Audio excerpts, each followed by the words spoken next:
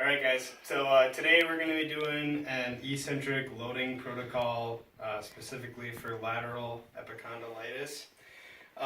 So you're going to have your patient positioned on the edge of the table with their affected arm resting on the table and the wrist hanging off the edge of the table, just like he's positioned. If the patient doesn't have a table, they can also have their forearm on their knee as well.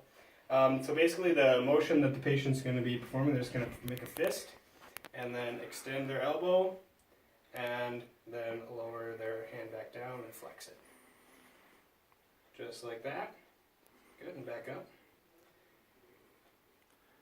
And we're just going to get the patient's motion down. So once he has that motion learned, he's going to come to the top.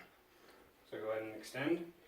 And then I'm going to put my hand here and then apply resistance and have him hold. And then I'll tell him to slowly let me lower your hand, just like that. And then Casey will tell us how to progress it from there. And then for progression, something they could do for home exercise program is we have a 5-pound dumbbell. You want to progress slowly, so you could have them hold the dumbbell, have their palm facing the floor, have their other hand come and grab the dumbbell to bring their wrist into extension, and tell them to slowly control the motion back into flexion. You want to make sure that all the movement just comes from these extensors, that they're not hiking up with their biceps, but everything comes from here. And make it about a 5-second eccentric portion. Yeah. And as it gets stronger, they can then start to do the concentric portion just by themselves without using the other hand.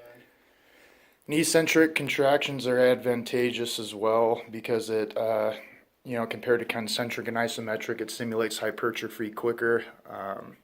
It also helps to realign collagen fibers, and trying to think of.